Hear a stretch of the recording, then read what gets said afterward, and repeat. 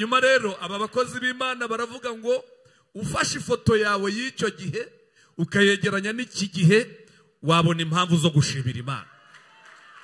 None se turetse amafoto rata, ubaye ufite UPI y'i Kigali, waravukiye mu ntara Irodebari hirgiyo aho naza, ibyo ari byo byose hari abarenze iwacu barakomeza. Tuzaba mu gitaramo cyiza amaso yanyu ntarakibona. Tuzaba mu gitaramo cyiza amaso yanyu ntarakibona. Beura tujya dutegura ibiterane byinshi cyane ariko amaso yanyu ntarakibona. Uyu munsi noneho twakoze akarusho dutegura iki cyumweru cyose ariko amaso yanyu ntarakibona. Twatumiye na korari ebyiri ntabwo tutagize mu dushimire ariko amaso yanyu ntarakibona. Twambaye inifomu nziza turaberewe namwe murabibona ariko amaso yanyu ntarakibona. Ayo tuzaba mu igitaramo cyiza tutigeze gutarama. Tuzaba twabimenye kubera ko twize menshi ahubwo kubera ari hishurirwa twagize y'ibintu bisaba hirya y'ubu busima. Aleluya. Umugabo bita Yobu yarabivuze aravuga ngo njyewe ngo amaso yanjye uyu mubiri numara kubara ngo ndabizi ko amaso yanjye azamubona, ngo ntabwo ari ayundi amaso yanjye azamubona.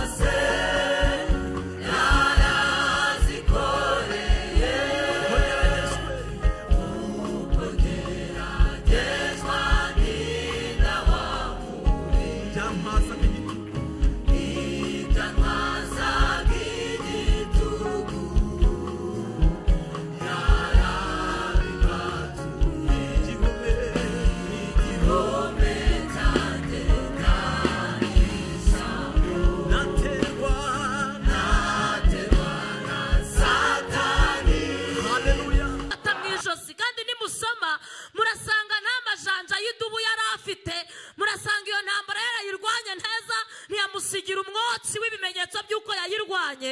Yari afite ubuhamya bwiza mu ishyamba Dawidi. Imana ihimbazwe.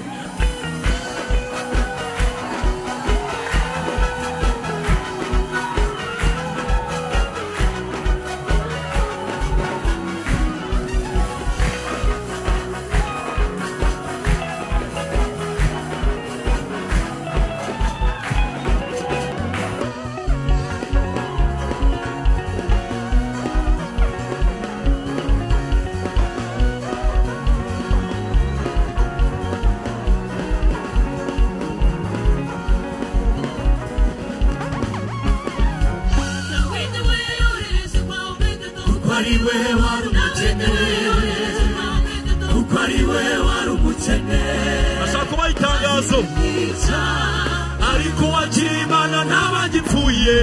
Kandi nta bimenyetso by'uko hari ikirira cy'umwana w'intama yari afite zose yazirinze neza, ingingo z'umubiri we yazirinze neza, akanwa kiyo yajyaga kuvuga yakarinze neza, nubwo ibijyanye n'iby'ubuzima busanzwe nabyo Dawidi afite. Ariko Yesu wangu azabisurira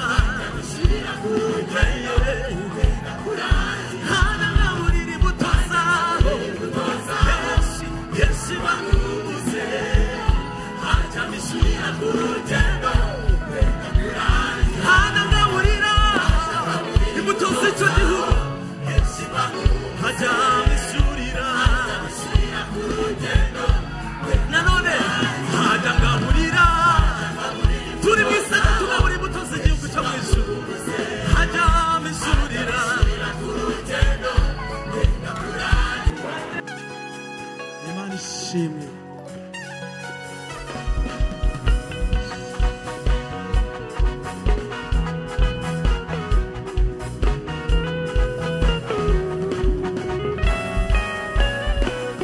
Niba ufite isezerano Imana wihangane reka gushidikanya Imana ntabwo igibesha oya oya kandi nihinduka icyo yavuze byose niba ufite isezerano Imana wihangane reka gushidikanya oya oya oya Imana ntabwo igibesha ntabwo igibesha ntabwo igibesha ntabwo igibesha ntabwo igibesha